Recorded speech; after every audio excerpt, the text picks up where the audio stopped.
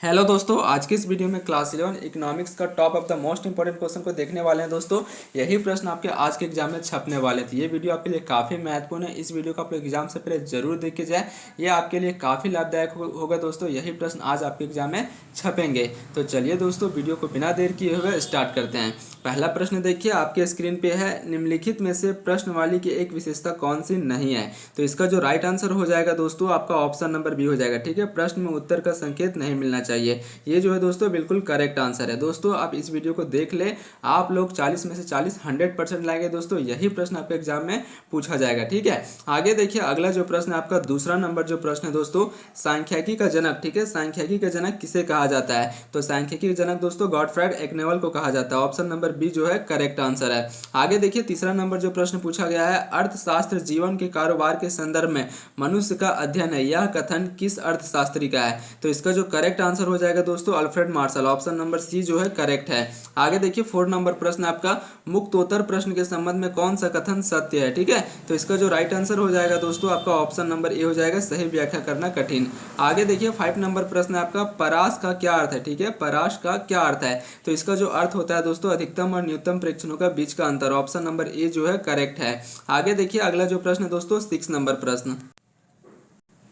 6 number प्रश्न देखिए दोस्तों, लिंग के आधार पर भारतीय जनसंख्या को पुरुष एवं महिला 2 वर्गों में विभाजित करना निम्न में से किस वर्गीकरण का उदाहरण है। कालिक, मात्रात्मक, स्थानिक, गुणात्मक। तो इसका जो राइट आंसर हो जाएगा दोस्तों ऑप्शन नंबर डी हो जाएगा, गुणात्मक। ठीक है, ये बिल्कुल करेक्ट आंसर है। आगे देखिए, अगला जो प्रश्न है दोस्तों 7 नंबर प्रश्न है, किसी सारणी में, ठीक है, किसी सारणी में पंक्ति शीर्षक को क्या कहा जाता है। उप शीर्षक, शीर्षक, अवशीर्ष, स्तंभ शीर्षक। तो इसका जो राइट आंसर हो जाएगा दोस्तों ऑप्शन नंबर सी हो जाएगा, अवशीर्षक। ठीक है, ऑप्शन नंबर सी जो है ये करेक्ट आंसर है। आगे देखिए, अगला जो प्रश्न पूछा गया है 8 नंबर प्रश्न, आयात चित्र किस प्रकार के चर के लिए बनाए जाते हैं। तो आयात चित्र जो है दोस्तों वो आपका संतत चर के लिए बनाए जाते हैं। अगला प्रश्न देखिए, 9 नंबर प्रश्न है, सभी परीक्षणों के मूल्यों के योग को परीक्षणों की संख्या से भाग देने पर प्राप्त भागफल को क्या कहा जाता है। समांतर माध्य, माध्यिका, गुणोत्तर माध्य, बहुलक। तो इसका जो करेक्ट आंसर हो जाएगा दोस्तों आपका समांतर माध्य कहा जाता है। ठीक है, अगला प्रश्न देखिए, 10 नंबर जो प्रश्न पूछा गया है वो है दोस्तों आपका,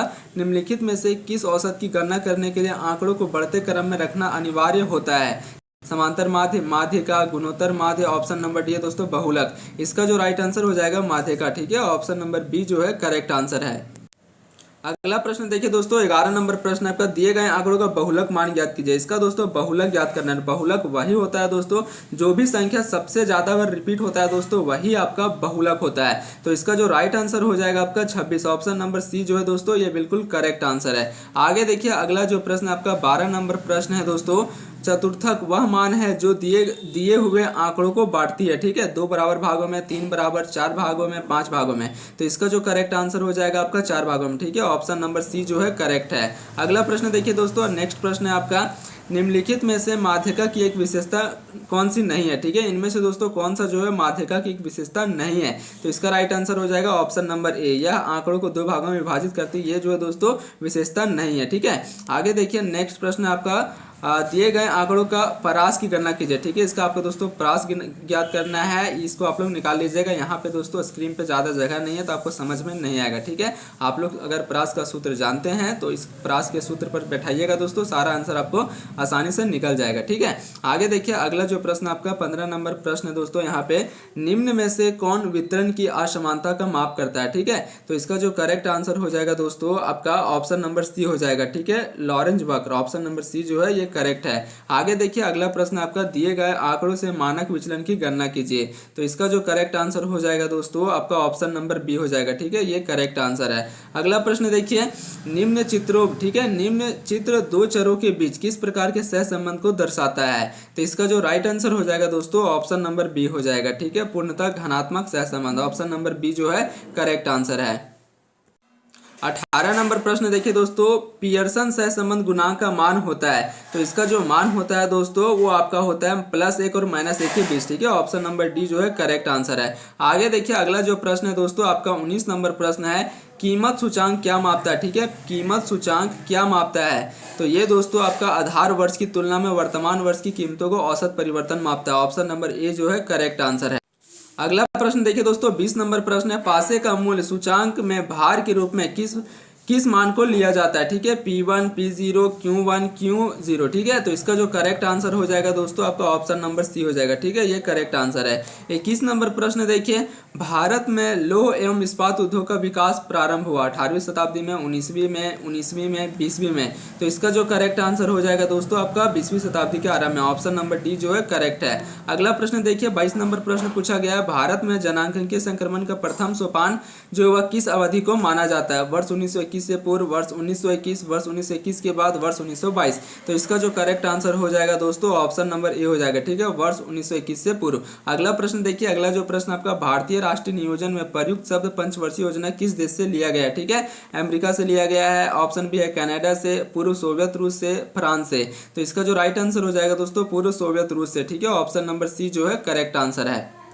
अगला प्रश्न देखिए दोस्तों, समको आंकड़ों के अपकरण मापने सबसे सरल माप है, ठीक है, समको आंकड़ों के अपकिरण मापने की सबसे जो है वह सरल माप है, विस्तार है, माध्यिका है, बहुलक है, समांतर माध्य है। तो इसका जो राइट आंसर हो जाएगा दोस्तों ऑप्शन नंबर ए हो जाएगा, विस्तार, ठीक है, ये बिल्कुल करेक्ट आंसर है। अगला प्रश्न देखिए, अगला जो प्रश्न है दोस्तों, बैंकिंग क्षेत्र, ठीक है, बैंकिंग क्षेत्र अर्थव्यवस्था के क्षेत्र में सम्मिलित होता है, तृतीय, प्राथमिक, द्वितीय, इनमें से कोई नहीं। तो इसका जो राइट आंसर हो जाएगा दोस्तों तृतीय, ठीक है, बैंकिंग जो है वह तृतीय क्षेत्र में सम्मिलित होता है, इसे दोस्तों सेवा क्षेत्र के नाम से भी जाना जाता है, ठीक है। तो यहाँ कभी कभी ऑप्शन में आपका सेवा क्षेत्र भी दिया जाता है, तो आपको कंफ्यूज नहीं होना है, तृतीय क्षेत्र को ही सेवा क्षेत्र कहा जाता है। अगला प्रश्न देखिए, अगला जो प्रश्न है दोस्तों आपका, मानव विकास सूचक के अनुसार कौन सा देश इसके, ठीक है, कौन सा देश इसके संकेतों में सबसे आगे, ठीक है, सबसे आगे है, पाकिस्तान, नेपाल, चीन, भारत। तो इसका जो राइट आंसर हो जाएगा दोस्तों आपका ऑप्शन नंबर सी हो जाएगा, ठीक है, चीन जो है ये बिल्कुल करेक्ट आंसर है। अगला प्रश्न देखिए, अगला जो आपका नेक्स्ट प्रश्न है,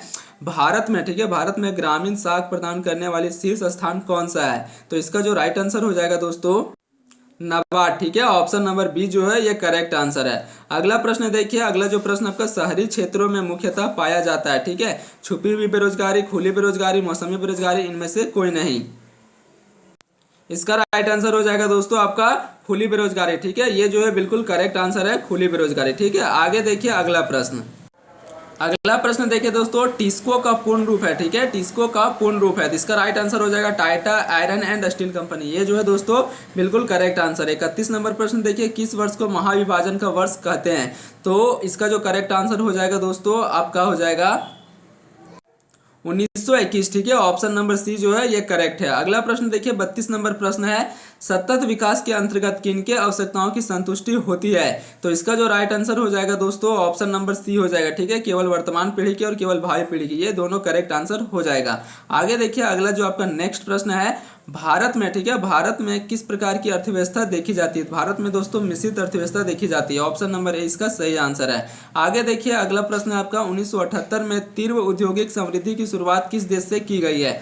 भारत से, चीन से, पाकिस्तान से, नेपाल से। तो इसका राइट आंसर हो जाएगा चीन से, ठीक है। अगला प्रश्न देखिए, अगला जो प्रश्न है आपका, अपनी, ठीक है, अपनी देश की मुद्रा का मूल्य विश्व के दूसरे देश की मुद्रा की तुलना, ठीक है, मुद्रा की तुलना में घटाने को अवमूल्यन कहा जाता है, व्यापार संतुलन कहा जाता है, पूर्ण मूल्यांकन कहा जाता है, मूल्यांकन कहा जाता है। तो इसका जो राइट आंसर हो जाएगा दोस्तों अवमूल्यन कहा जाता है, ठीक है, ऑप्शन नंबर ए जो है करेक्ट आंसर है। आगे देखिए दोस्तों अगला प्रश्न आपका, CFC का पूर्ण रूप है। तो CFC का जो पूर्ण रूप होता है दोस्तों chlorofluorocarbon, option number C correct है। 37 नंबर प्रश्न देखिए, 12वीं पंचवर्षीय योजना की अवधि है, ठीक है, तो इसका जो राइट आंसर हो जाएगा आपका 2012 से 2017, ठीक है, ये जो है 12वीं पंचवर्षीय योजना की योजना है, ऑप्शन नंबर ए जो है करेक्ट आंसर। और पहली पंचवर्षीय योजना हुआ था दोस्तों 1951 में, ठीक है, पहली और लास्ट को आपको याद रखना है क्योंकि यही दोनों में से आपका सवाल पूछा जाता है। पहला दोस्तों 2012 से 2017 और पहला 1951 से 1956, ठीक है, और दूसरा 1956 से 1961, ठीक है।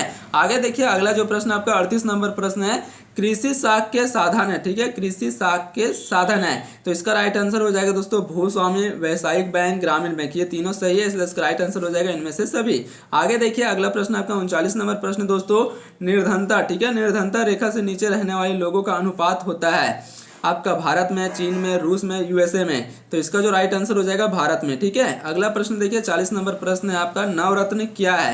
तो नवरत्न दोस्तों आपका निजी उपकरण भी है और ऑप्शन नंबर बी आपका सार्वजनिक उपकरण, ठीक है। तो इसका जो राइट आंसर हो जाएगा दोस्तों आपका सार्वजनिक उपकरण, ठीक है, नवरत्न क्या है, तो ये आपका सार्वजनिक उपकरण है, ऑप्शन नंबर बी जो है ये बिल्कुल करेक्ट आंसर है।